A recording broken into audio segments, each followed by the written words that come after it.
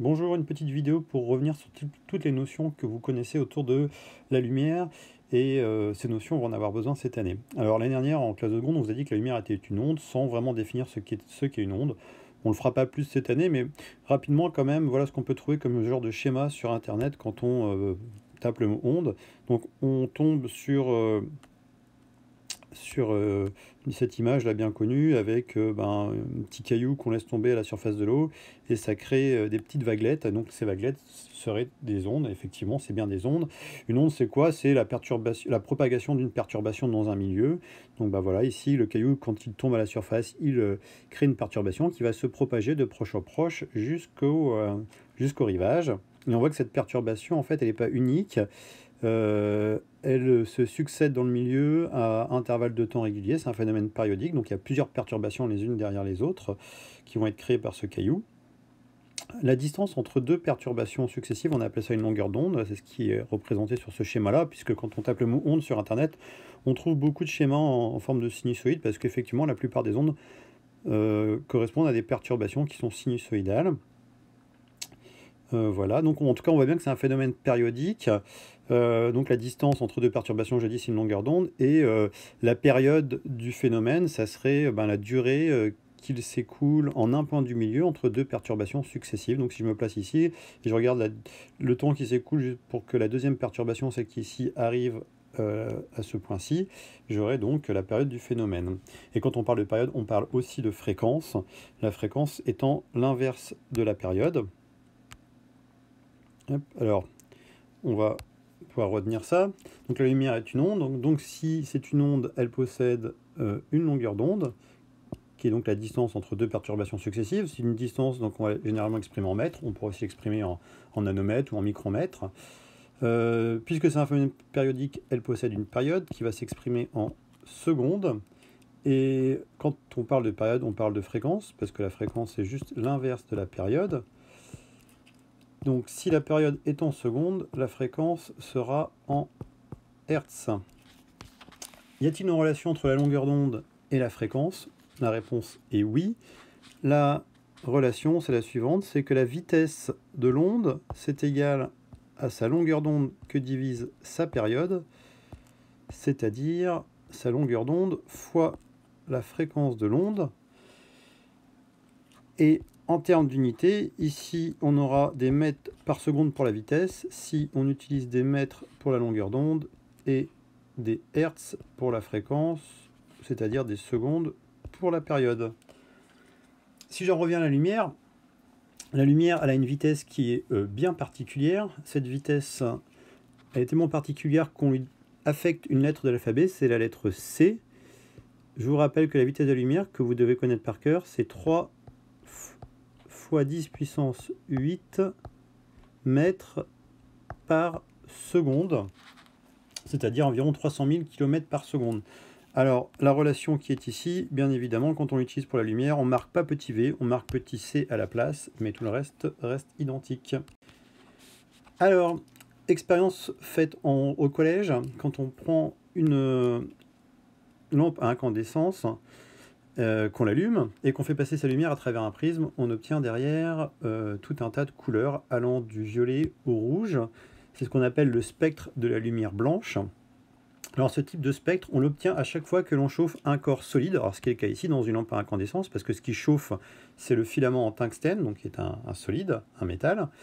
On obtient aussi ce genre de spectre continu, où toutes les couleurs s'enchaînent là, sans interruption du violet jusqu'au rouge, quand on chauffe un liquide, ou même quand on chauffe un gaz fortement comprimé. Donc dès qu'en fait on chauffe un corps qui est dit dense, solide, liquide ou gaz fortement comprimé, son spectre va être un spectre continu. Et donc on voit ici toutes les couleurs qui sont visibles, encore une fois, du violet jusqu'au rouge. Mais notre œil ne voit que ces couleurs-là, du violet au rouge, mais c'est pas pour autant qu'il n'existe pas d'autres types d'ondes, et ces autres types d'ondes sont résumés dans ce graphique ici. Donc on voit que vous avez ici l'ensemble des ondes qu'on appelle électromagnétiques. Les ondes électromagnétiques, c'est comme la lumière, c'est les ondes qui se propagent dans l'air ou dans le vide à la vitesse de 3 × 10 × 8 mètres par seconde, et donc qui sont capables en particulier de se propager dans le vide, ce qui n'est pas le cas pour toutes les autres tous les autres types d'ondes, comme par exemple le son, qui est une onde. Le son ne se propage pas dans le vide. Il n'y a que les ondes électromagnétiques qui n'ont pas besoin de support pour se propager. Et donc elles s'y propagent dans le vide à, donc je répète, 3 × 10⁸ mètres par seconde. Vous avez ici les différentes catégories d'ondes électromagnétiques. Donc les ondes lumineuses, on voit, c'est qu'une toute petite partie ici du spectre total. Donc cette partie qu'on peut voir, on appelle ça le spectre visible. Alors ce spectre visible, il est encadré par les ultraviolets juste avant ici le violet, et les infrarouges juste après les infrarouges.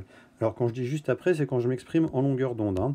Et donc on voit bien ici que le spectre visible, donc les longueurs d'onde auxquelles on est sensible, il s'étale de 400 nanomètres, ça c'est le violet, jusqu'à 750 nanomètres pour le rouge. Donc juste derrière on a l'infrarouge, et juste avant on va avoir l'ultraviolet. Petite expérience pour terminer. Regardons ce qui se passe quand on augmente progressivement la température d'un corps que l'on chauffe. Et on va regarder l'incidence que ça a au niveau de sa lumière et de son spectre. Donc c'est l'expérience qui est ici. On a une lampe à incandescence qui est reliée à un petit circuit électrique dans lequel on va pouvoir faire varier l'intensité électrique qui arrive dans l'ampoule, et donc ça va faire varier la température du filament, hein, qui va partir d'une température plutôt basse pour aller vers une température plutôt haute, hein, puisque plus l'intensité qui parcourt le filament va être importante, et plus la lumière qu'il va émettre va être intense, parce que la température du filament, elle, sera plus importante. Alors, on regarde ce qui se passe.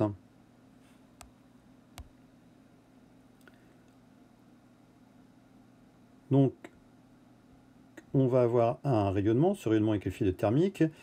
Un rayonnement thermique, c'est-à-dire qu'on va obtenir un spectre électromagnétique continu. Et donc, on voit que plus la température du filament augmente, et plus, on revient, je remonte la vidéo, et plus son spectre va s'enrichir en radiation de courte longueur d'onde. Hein, ici, pour l'instant, on n'a que les grandes longueurs d'onde, le rouge à 700 nanomètres, et puis le jaune qui est un petit peu en dessous de 700 nanomètres, là, aux alentours de 600 nanomètres. Et puis, quand on fait varier la température, quand on augmente la température, si je reprends la vidéo,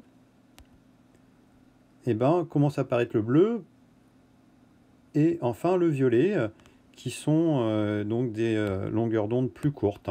Et en termes de couleur pour le filament, on voit que le filament au début de la vidéo, il est rouge, et puis parce que finalement il émet principalement du rouge et du jaune, et puis quand il commence à émettre du bleu, ben sa couleur tire un peu plus vers le blanc, et si on pouvait augmenter encore sa température, on verrait le filament qui deviendrait bleu. Mais bon, le problème, c'est que le tungstène ne supporte pas les très grandes températures et finirait par fondre avant qu'on puisse voir ce filament bleu. Mais dans le ciel, on voit des étoiles rouges, des étoiles blanches et des étoiles bleues. Les étoiles rouges, c'est les étoiles les moins chaudes, et les étoiles bleues, donc celles qui ont une lumière la plus enrichie en radiation bleue et violette, ce sont les étoiles les plus chaudes. Voilà pour ces rappels.